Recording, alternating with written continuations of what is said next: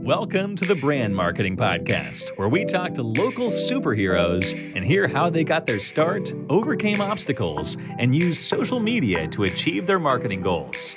Here's this week's episode. All right, welcome to the Brand Marketing Podcast. My name is Cas Thompson, and tonight we have on the Phillip Bridges. What's going on, Phillip? What's up, guys? How you doing? Everything's all good, man. It's been a while, and I'm calling you Phillip, but I go back with you as Phil. So, what do you prefer for the audience? Phil, Phillip? Does it matter? Yeah, man. Everybody calls me Phil. You know me, so call me there Phil. you go. Awesome. So, what have you been up to these days? I see that you're in real estate. You're traveling more. We do have the Emerging 100 of Atlanta. I want to get into all of it, but what's keeping you busy? Did I miss anything? No, man. You're right on point. So, I'm definitely a real estate agent. I've been doing it for 5 years now. I've been active for 4. I've worked on a couple of teams, been pretty successful. Being with the Emerging 100 has been great too, being able to help the young Black youth here in Atlanta. We have a lot of great missions. We connect with Google, Microsoft, Delta, and really span that community work for our Black youth. Outside of that, man, I do got a resume business. I do that as well. And traveling is guaranteed. That's my outlet, to stay free. Yeah, so let's jump into all that because I want to hear all about it. And one of the things that we do is we try to help as many entrepreneurs and small business owners online, and having more than one stream of income, nothing wrong with that. And sometimes it's a battle in regards to just balancing everything, but it looks like you have it all under control. And even if you don't, like I said, it appears that you have it all under control. So we're going to just walk through some of the tactics and the things that you use to just keep a level head. So let's start off with the Emerging 100. I'm excited about this one.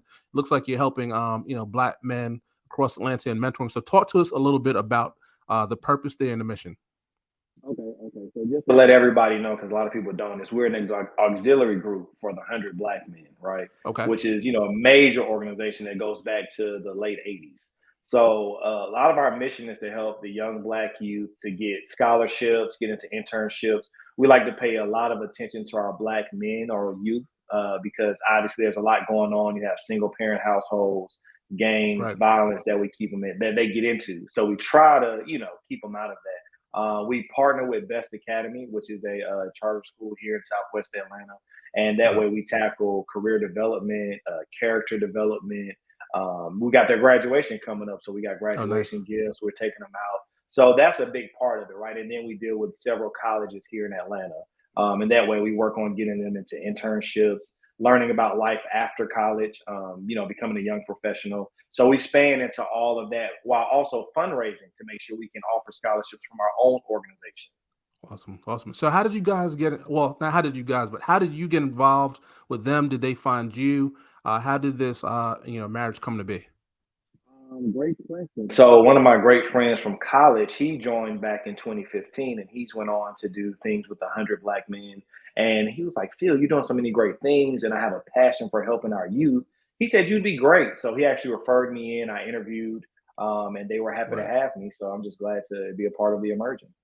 Yeah, it seems like I said, I use the word marriage, and I use that word on purpose because it seems like, just like he said, you'd be a perfect fit for something like that. As a Black man myself, I try to make sure that I'm helping anybody that comes up under me, and it could just be 1 year younger than me, right? I still try to, mentor as many people as possible and show them the path because, we have struggles, as it is. And as a man, we want to compound those struggles. Then as a Black man, there's even more struggles, right?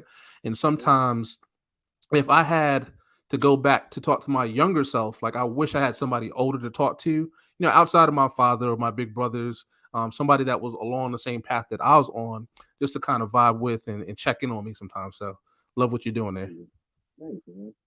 Yeah. So talk to me a little bit about real estate. So that had surprised me a little bit. Surprised and not surprised because there's a lot of opportunities with real estate, especially in the Atlanta area. But how did you get sucked into the real estate game? The main thing, to be honest, man, and transparent, is I wanted another stream of income. So back when I was, working corporate, I was like, hey, like this is cool, making good money, but I want another stream, right? So I have a real passion for helping people, obviously being an Emerging. And I was like, real estate would bridge that gap. So I took the test, got my license. And the funny thing is I had a client straight out of the gate that I play basketball with. Nice. And once I was able to help him get equity out of his home and then purchase a new home, and how excited they were, I said, "Oh, I Yeah. could do this every day." Yeah. So I joined a great team. I joined the Taking the Town team with Terrence Stevens, and Nice. he was my mentor and kind of got me started on the path. So he taught me everything I know. And as we learned to deal with clients, and from our long history of work, customer Right. service is key to everything.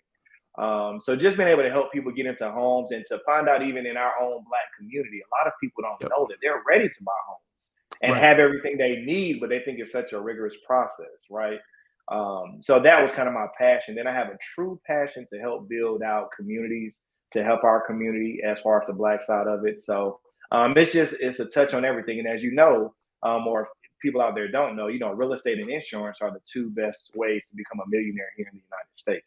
So if Right. you really want to grab income, if it's not broke, don't fix it. If other millionaires have done it, why can't I do it? So that's I guess, the Right. financial piece, but the main piece is helping people and bridging that gap for our community to get more real estate. Gotcha. Okay. Yeah. So as you answer that question, you hit on three or four things that have come up, already twice in this podcast, and I want to tap into them. So you use the word passion.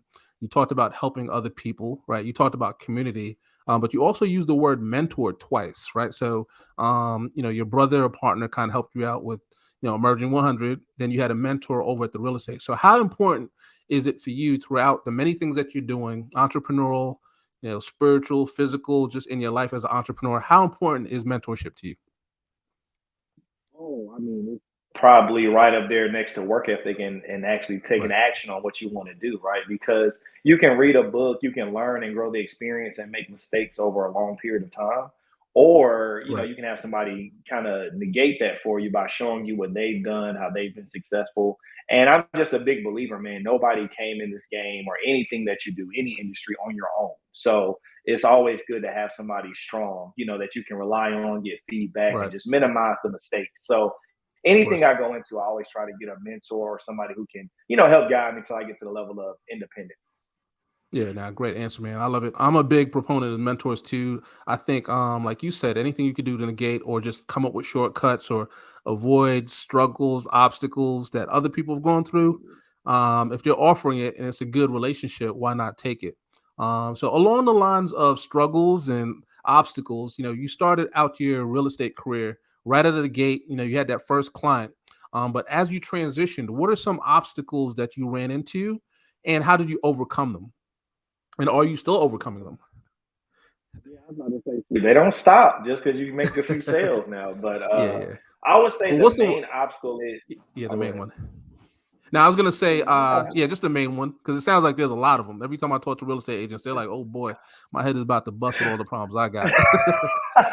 Right. I'm like, yeah, but I'll tackle the main one. So the main one, Yeah, coming from a corporate background to yeah, entrepreneurship, as you may know yourself, is you work nine yep, to five, you can do a lot of work or do a little work, and that same check is coming every 2 weeks.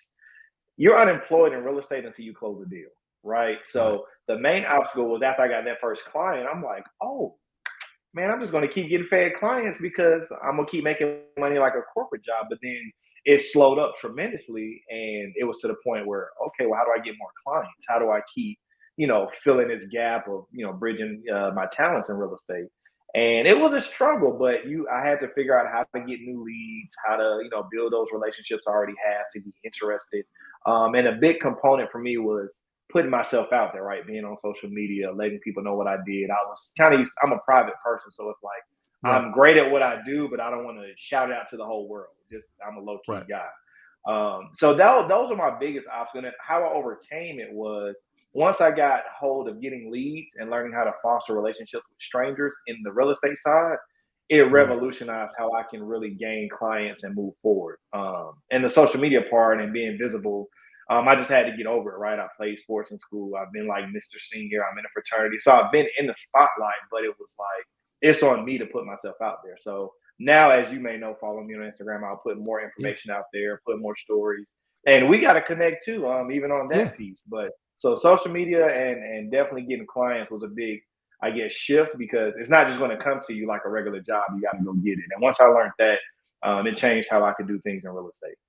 Yeah, perfect. Now you hit it on the spot. Even before we started the podcast, and I know for the listeners, you're going to be itching to hear what I got to say. But we had talked about something private because I'm as much as I'm online, and I'm online every day, and I'm online everywhere. There's still things that I choose not to share, and I think that as business people, we should be intentional with what we post and make sure that it's connecting. Because it's okay to talk about everything, but not everywhere. And you have to be you got to be aware also that the people that are following us online, they're not always friends right out of the gate. Sometimes they're just learning to see who you are and what you can provide for them, so they might not be ready for that piece of the journey. So I totally get it.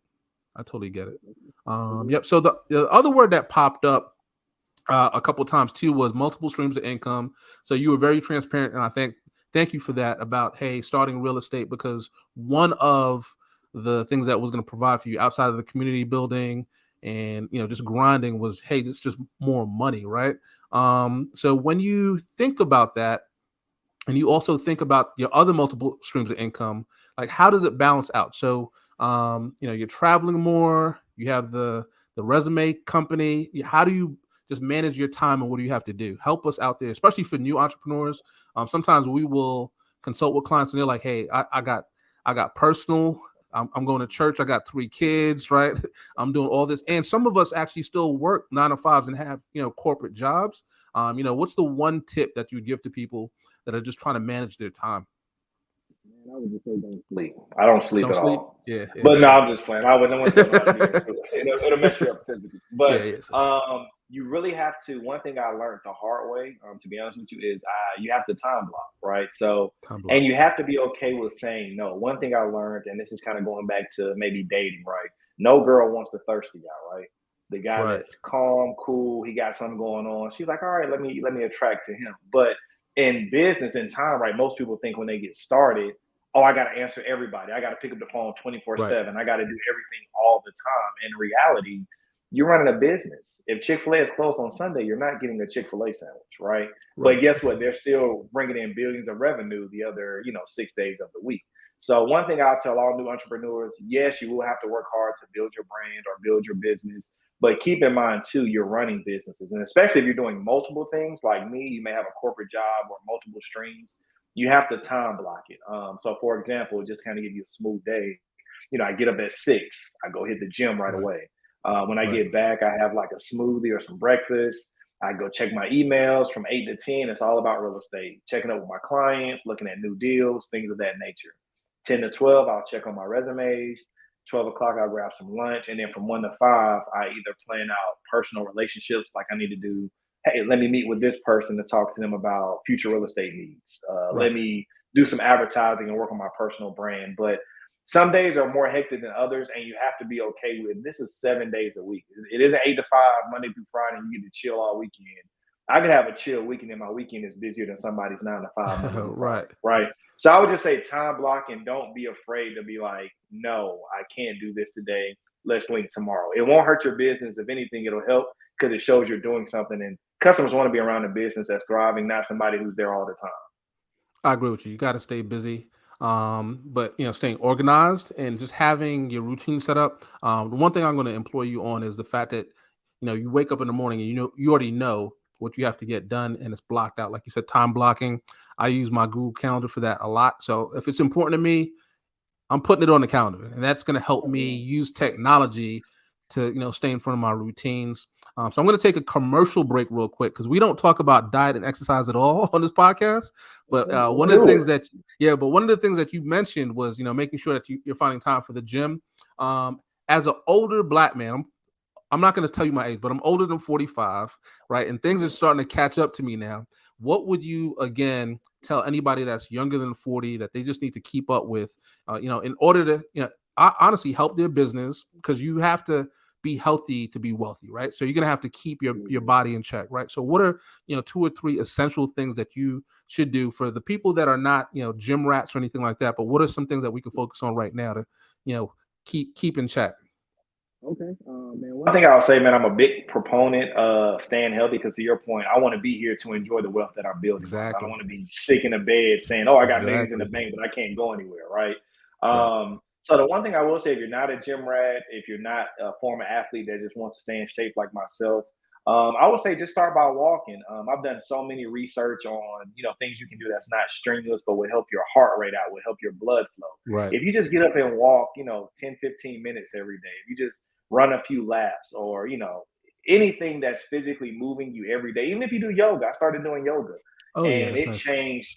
it changed the game, right? So I would definitely say, even if you're not um, a huge gym rat, just start walking. And when I was trying to lose weight, at one point, I was a little chubbier than I am now. I Right. started walking a lot, then I started running. And once you see the results, it changes everything. It makes you want to be healthier. You feel better. So yeah, I would definitely say walking and just being Yeah. active, whether it's yoga, getting outside, something Right. like that to start you off. Yeah, now that's a good one, especially in this new, post-pandemic world that we live in. A lot of people got used to just Mhm. being at their desk in front of computers all day, and it seems as though people have forgotten what outside looks like. So you're right. Just Right. getting up, moving around, getting more active, less sedentary, walking, definitely helping. So as we wind down, right? We've been talking to a lot of entrepreneurs, a lot of small business owners, a lot of solopreneurs, people that are running their business online, but you're also helping people optimize and maximize their resume. So these are people that still work, they're still in the workforce. So tell me, who's an ideal candidate for somebody that needs their resume just again optimized. Oh, man, I'm a hustler. You know me, I'm similar to you at a younger age. So if you are in college to 85, if you're still working, I can help Right, you out. And the reason I say that, because even being a recruiter on the corporate side, I've helped students in Emerging right, 100. I do resume workshops for college students looking to get internships. But I've also helped VPs, CHROs. I've helped the everyday professional who's looking to get that next promotion. So anybody who's looking to start a career literally from out of college, if you're deep in your right. career in leadership, I can help you optimize to get to that next position, that promotion, or just get to a different company. Love it, love it. And final question of the night before we wrap up. You've been traveling a lot too. I see the whole you have a whole brand surrounded or focused on being locked up and traveling. So what has traveling taught you? You're doing the resumes, you're helping your community, you're helping people find homes and making their lives better. How do we circle all this or tie this all back to traveling? Oh man, that's a great question. Traveling is what started it all, to be honest. That's what I figured. My I'm gonna say, yeah, my first time out of the country long distance was to South Africa, about Right, 5 years ago. And traveling opened my eyes to show there's so many other opportunities. And honestly, as a black man, we don't travel a lot, right? Especially outside of the country. So once I got a taste of a different culture, how people operate, see the different ways they live their lifestyles, it influenced me to just go harder here in America so I can get out of the right, country, if that makes sense. And traveling does teach you a lot of discipline and humility, because there are a lot of beautiful places in the world where beaches and all these great natural resources, but the right, community may be hurting or they may be poor. So you come back to America and you have all these freedoms and capitalistic, society things and everything going on. You were winning over here, right? But it just shows that there's so much more out there that will teach us to be better people, different cultures, right. different perspectives, and it really changed my mind. So I'm a lot more humble. I have a lot more humility, but it always shows me that, hey, to be able to explore those sides of the world, I got to hustle and grow here. So traveling is really like the spear of when I look at my computer every day and I say, man, I don't feel like talking to this client. I don't feel Right. like typing up this resume. But when I get that check, I can fly to Ghana. I can fly to Europe. So we're going to grind and get it done. So travel is really like my big, I guess, motivation, because I love, being out of the country. Phil, I love it. You're doing a lot. You're helping the community, giving back your time, helping families get into new homes, helping families sell homes that need to be sold to level up. You're staying physically healthy. You're traveling. You're doing it all, and I want you to know that I appreciate you just taking the time out of your time block today.